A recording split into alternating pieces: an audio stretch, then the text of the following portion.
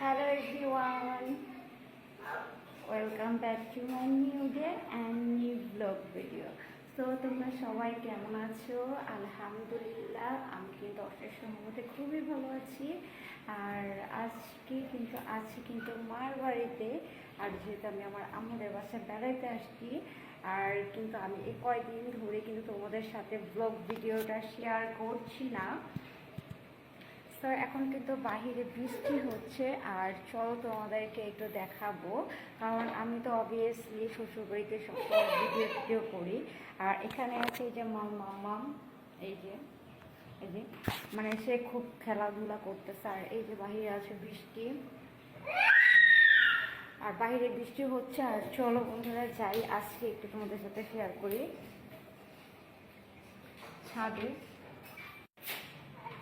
তো গাইস চলো যাই একটু ছাদে, কারণ হচ্ছে বৃষ্টি হচ্ছে। আর আমি কিন্তু মানে মাম্মাম হওয়ার আগের থেকে আমি বৃষ্টিতে ভিজে না, প্রায় 3 ইয়ার্স হয়ে যাচ্ছে। সো আমার খুবই ইচ্ছে করে বৃষ্টিতে ভিজতে। আর হচ্ছে এই যে চলে আসছি ছাদে। সো নাইস, খুবই ভালো লাগে বৃষ্টি দেখতে, আমার খুবই ভালো লাগে। আর এটা তোমাদের সাথে শেয়ার করি।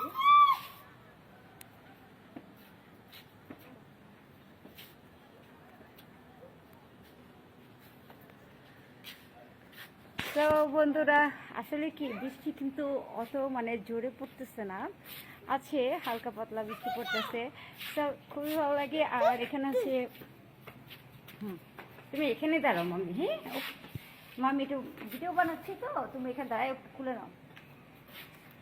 আর এখানে কিন্তু এই যে আমার ভাইয়ের মেয়ে আমার সাথে আছে, তাকে গাইড দেওয়ার জন্য আছে, আর ওমজাম মামাকে গাইড দেওয়ার জন্য। আসলে কি আমার কাছে ভালোই লাগে, কারণ হচ্ছে এই বাসাটার ভিতরে আমার অনেক স্মৃতি জড়িয়ে আছে।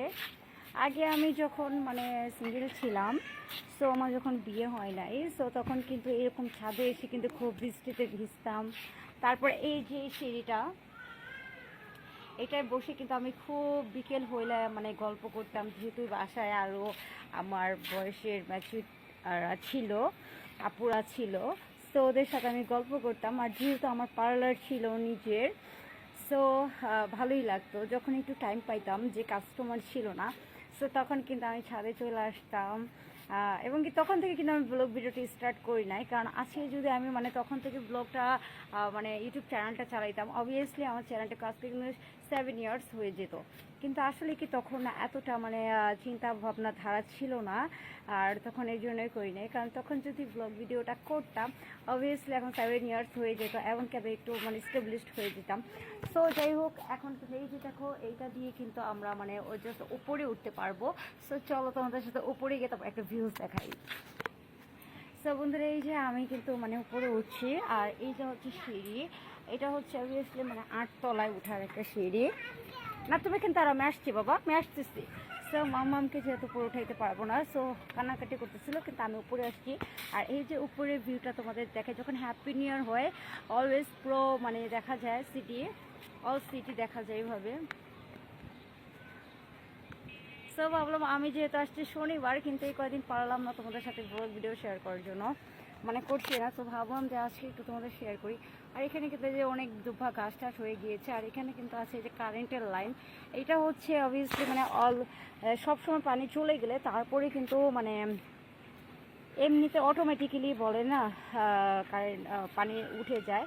তো আসলে ভালোই লাগতেছে, বৃষ্টি ঝিরি ঝিরি পড়তেছে।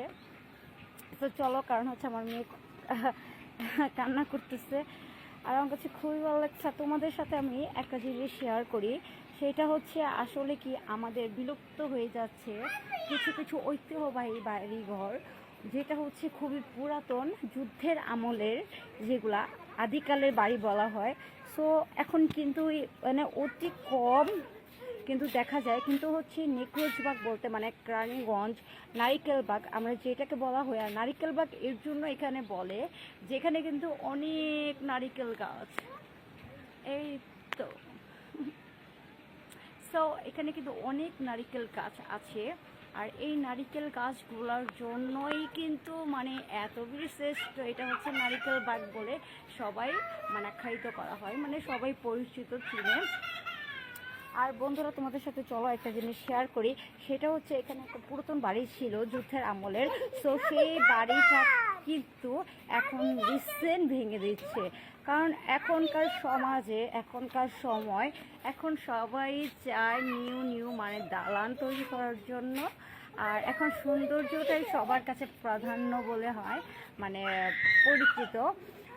সো এর জন্য কেউ কিন্তু এখন আর আদিকালের সেই পুরনো ভবনগুলো কিন্তু রাখতে চায় না, কারণ হচ্ছে সবাই চায় একটু ভালো থাকার জন্য, সবাই চায়। তো এর জন্য এই বাড়িটা ভেঙে দেওয়া হচ্ছে। আর তাই ভাবলাম যে তোমাদের সাথেও সেটা শেয়ার করি। আর এটা হচ্ছে কিন্তু রানীগঞ্জের নেকরোজবাগ, সবাই চিনে এই এলাকাটা, অবভিয়াসলি মানে কিছু কিছু মানুষ চিনে। সো বন্ধুরা এই যে গাইস এই যে বাড়িটা আমি একটু তোমাদেরকে জুম করে যদি দেখাই বাড়িটা, সেটা হচ্ছে যে এই বাড়িটা কিন্তু মানে মেবি যুদ্ধের আগের ছিল, যখন নাকি এই যে আমাদের সমাজে মানে চারপাশে যে বাড়িগুলো আছে, সো এগুলো কিন্তু তখনকার সময় কিছুই ছিল না। তখন কিন্তু এই বাড়িটা ছিল পুরাতন একটা এত সুন্দর মানে দান ছিল, কিন্তু তখনকার সময়তে এই বিল্ডিংটারই খুব মানে সুনাম ছিল। কিন্তু এখন মানে তাদের পরিস্থিতির জন্য তারা এটা ভেঙে দিয়ে ভালোভাবে উঠানোর চেষ্টা করছে। শুধু এই না মানে আমরা কিন্তু আসলে সমাজটাই এখন এরকম, মানে ভালো থাকার জন্য আমাদের যতটুকু কিছু প্রয়োজন আমরা সেটাই কিন্তু করে থাকি। সো এইটাই তো এই বাড়িটা কিন্তু এখন এই যে দোতলা ছিল, ব্যাস 2টা করে কক্ষ ছিল এই বাড়িটা। এটা কিন্তু তোমাদের যদি আগে ভিডিওতে শেয়ার করতাম তাহলে তোমরা বুঝতে পারতা। এই যে সামনে কিন্তু ভেঙে না, সামনে খালি জায়গা ছিল, জাস্ট এতটুকুই ছিল। এটাই ছিল একটা এই এলাকার মধ্যে একটা পুরাতন ভিলা ভবন। হ্যাঁ, সো এটাকে আজকে ভেঙে দেওয়া হচ্ছে, ভেঙে এটাকে নির্মাণ করা হবে। তো বন্ধুরা এই যে এখানে নারিকেল গাছ, এই যে নারিকেল গাছ, আদারওয়াইজ অনেক নারিকেল গাছ আছে এখানে। এই নারিকেল গাছগুলোর জন্যই কিন্তু রিসেন্ট এটা খুবই বিখ্যাত। আর এখানে আছে কিন্তু একটা টাওয়ার, আর এই যে টাওয়ারটার জন্য কিন্তু মানে খুব ভালো নেটওয়ার্ক পাওয়া যায়। আমরা যখন ছোট ছিলাম তখন কিন্তু এত বাড়িঘর কোথাও ছিল না, এগুলা ছিল পুরোই খাল, এরকম এরকম ছিল। সো যখন দেখতাম, আর এখন মানে ইদানিং প্রায় 10 বছর ধরে যেমন এত হয়েছে বাড়িঘর যা বলার মতো না।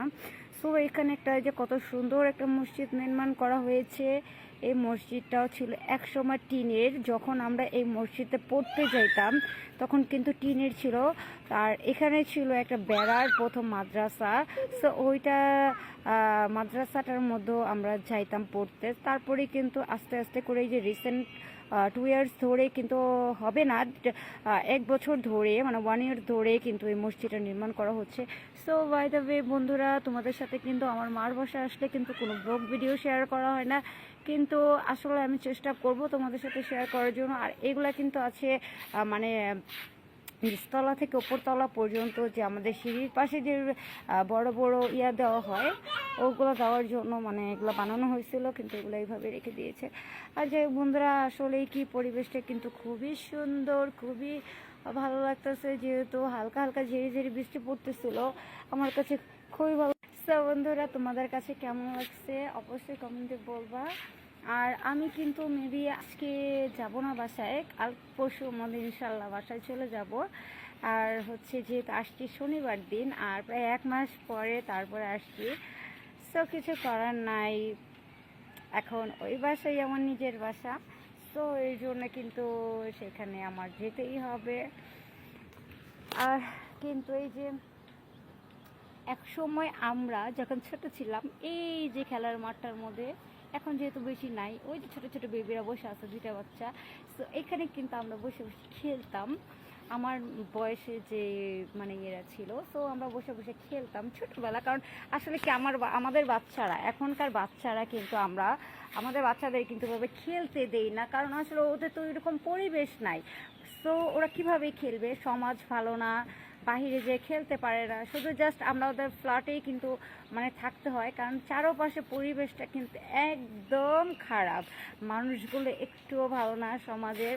কারণ এখন কিন্তু কোনো সিকিউরিটি নাই বেবিদের নিয়ে, মেয়ে বাচ্চাদের নিয়ে। সো তাই আমরা চাই সেফটিভাবে থাকুক। সো এই জন্য কিন্তু আমরা বাচ্চাদেরকে আমরা সবসময় টেক কেয়ার করার জন্য ঘরের ভিতরে, ফ্ল্যাটের ভিতরে কিন্তু রাখি। আর সবাই জানো মাম্মাম কিন্তু একা, তাই বাসায়ই থাকি।